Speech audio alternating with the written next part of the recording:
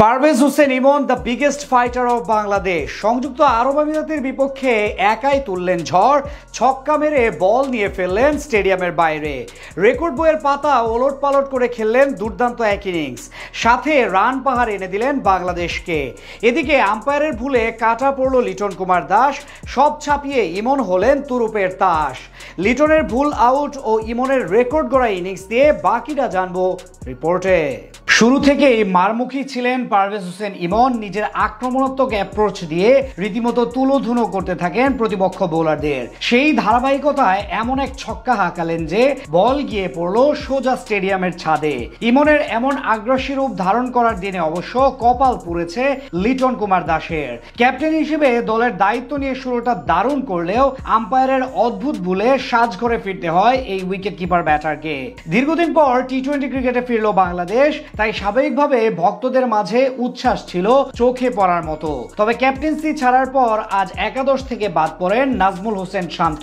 বিপরীতে সংযুক্ত আরব আমিরাতের বিপক্ষে ওপেনিং করতে নামেন যুব বিশ্বকাপ জয়ী দলের দুই সদস্য তানজিদ তামিম এবং পারভেজ হোসেন ইমন। ইনিংসের প্রথম ওভারেই প্রতিপক্ষ বোলারের উপরে চড়াও হন তানজিদ। এক ছক্কা ও এক চার মেরে মারমুখী শুরু করলেও বেশিক্ষণ স্থায়ী হতে পারেননি তিনি। দ্বিতীয় ওভারে মতিউল্লাহ খানের অফ স্টাম্পের অনেক বাইরের বল বড় শট খেলতে গেলে ব্যাটের কানায় লেগে বল চলে যায় উইকেট কিপারের হাতে। তবে এক প্রান্ত আগলে রেখে দারুণ ব্যাট করতে থাকেন পারভেজ হোসেন ইমন।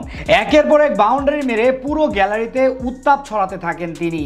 আর এমন ব্যাটিং করতে করতে একটা সময় বল হারিয়ে ফেলেন এই ওপেনার। ঘটনাটি ঘটে ম্যাচের পঞ্চম ওভারের চতুর্থ বলে। মতিউল্লাহ খানের ফুলার লেংথের পঞ্চম স্টাম্পের ডেলিভারি টেনে এনে ফ্রন্ট ফুট ব্যবহার করে একদম লং অন অঞ্চলের ওপর দিয়ে ছক্কা মেরে বল নিয়ে ফেলেন শারজা স্টেডিয়ামের গ্যালারির ছাদে।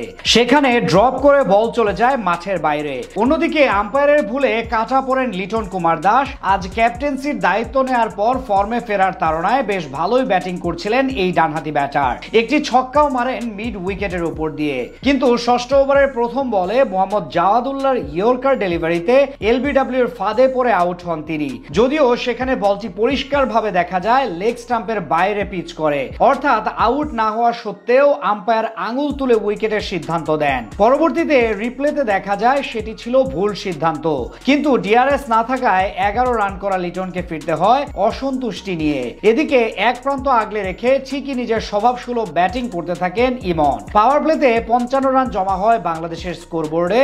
অষ্টম ওভারে সঞ্জিত শর্মাকে পরপর 3টি ছক্কা মারেন তিনি।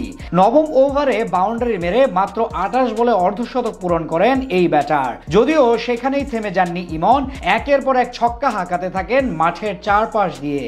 শেষ পর্যন্ত একবার জীবন পেয়ে 53 বলে দ্বিতীয় বাংলাদেশী হিসেবে টি-20 ফরম্যাটে সেঞ্চুরি পূরণ করেন ইমন। এদিন শারজা স্টেডিয়ামে প্রথম ব্যাটার হিসেবে এক ইনিংসে সর্বোচ্চ 9 ছক্কা মারার রেকর্ড ভাঙেন তিনি।